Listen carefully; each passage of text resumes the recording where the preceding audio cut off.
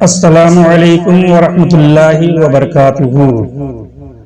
الصلاۃ والسلام علیک یا رسول اللہ، الصلاۃ والسلام علیک یا حبیب اللہ صلی اللہ تعالی علیہ وسلم۔ سامعین کرام، سلسلہ ہے ناظرین کے سوال و جواب کا۔ جیسا کہ آپ کو معلوم ہے کہ نماز کے متعلق سوال و جواب چل رہا ہے اور نماز کے ارکان جو ہیں ان کی وجوہات کو بتایا جا رہا ہے۔ آج بھی ہمارا مضمون وہی ہے کہ نماز میں جو ارکان ہیں، نماز میں جو حکم ہے اور نماز میں جو ہم کو حکم دیا گیا ہے اس کی وجوہات کیا ہیں، اس معلومات کو حاصل کرنے کے لیے یہ سوال و جواب کا سلسلہ جاری ہے۔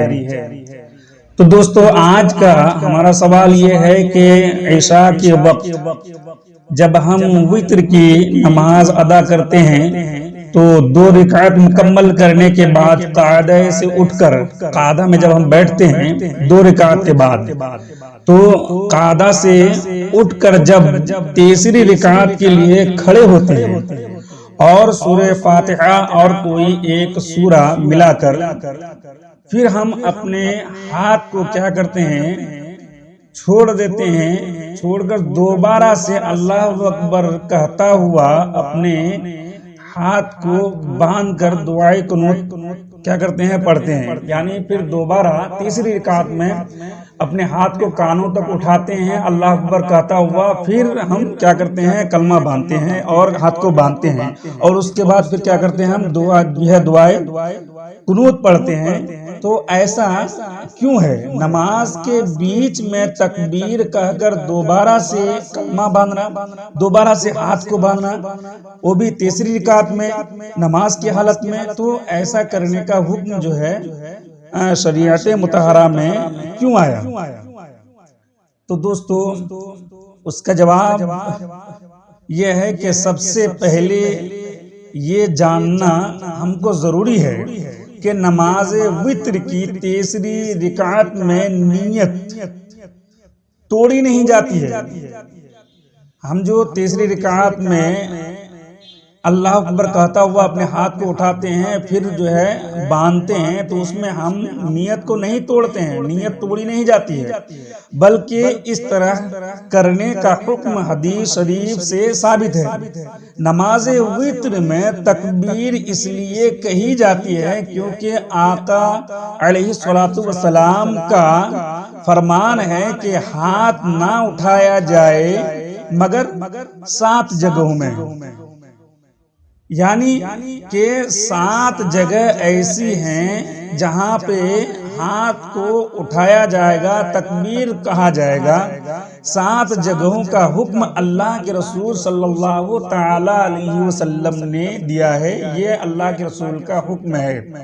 اور وہ 7 جگہ کیا ہے؟ تکبیر تحریمہ کے وقت، اور دعائے قنوت کے وقت، اور تکبیرات عیدین میں، اس کے بعد جو ہے استلام الحجر، اور صفا مروہ میں، چھٹا جو ہے عرفات میں، اور 7واں شیطان کو کنکریاں مارنے کے وقت۔ یعنی 7 ایسی جگہ جہاں پہ ہاتھ کو اٹھانے کا حکم دیا گیا ہے۔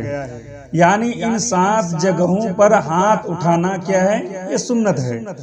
بہار شریعت میں ہے کہ وتر کی تیسری رکعت میں قرأت سے فارغ ہو کر الحمد اور سورت ملانے کے بعد فارغ ہو کر رکوع سے پہلے کانوں تک ہاتھ اٹھا کر اللہ اکبر کہے، جیسے تکبیر تحریمہ میں کرتے ہیں، پھر ہاتھ باندھ لے اور دعائے قنوت پڑھے۔ دعائے قنوت کا پڑھنا یہ کیا ہے؟ واجب ہے، اور اس میں کسی خاص دعا کا پڑھنا ضروری نہیں ہے۔ یہ کوئی ضروری نہیں ہے کہ آپ دعائے قنوت ہی پڑھیں، بلکہ آپ کو جو دعا یاد ہو آپ اس دعا کو پڑھ سکتے ہیں۔ ہاں دعائیں قنوت کوئی ضروری نہیں ہے، بہتر وہ دعائیں ہیں جو نبی کریم صلی اللہ تعالی علیہ وسلم سے ثابت ہیں، اور ان کے علاوہ کوئی اور دعا پڑھے جب بھی کوئی حرج نہیں ہے، لیکن سب سے زیادہ مشہور اگر ہے تو دعائیں قنوت ہے۔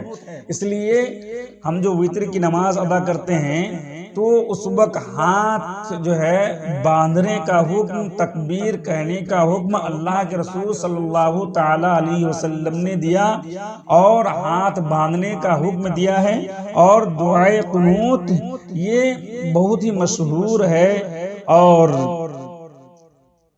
علماء کرام نے دعائے قنوت کے بارے میں زیادہ لکھے ہیں، اس لیے دعائے قنوت پڑھنا چاہیے۔ اور اگر کسی کو دعائے قنوت اگر یاد نہیں ہے تو دوسری دعائیں بھی پڑھ سکتے ہیں۔ تو دوستو یہ تھی آج کی جو ہے معلومات، یعنی تیسری رکعت میں ہم جو ہے کیوں اپنے ہاتھ کو اٹھاتے ہیں، اور اپنے ہاتھ کو اٹھا کر جو ہے تکبیر کہتے ہوئے ہم اپنے ہاتھ کو باندھتے ہیں، اس لیے کہ جو ہے اللہ کے رسول صلی اللہ تعالی علیہ وسلم کا حکم ہے، اور یہ کیا ہے، سنت ہے۔ اللہ تعالیٰ سے دعا ہے کہ رب تبارک و تعالی ہمیں زیادہ سے زیادہ علم حاصل کرنے کی توفیق و رفیقت فرمائے۔ السلام علیکم ورحمۃ اللہ وبرکاتہ۔ دوستو ہمارے چینل کو آپ سبسکرائب کریں اور بیل آئیکن کو بھی دبائیں، اور یہ جو آپ تک جو ہے معلومات پہنچائی جا رہی ہے، آپ دوسرے تک بھی جو ہے اس معلومات کو جو ہے پہنچائیں، اس ویڈیو کو شیئر کریں۔ بس میرا یہی آپ سے جو ہے میری گزارش ہے۔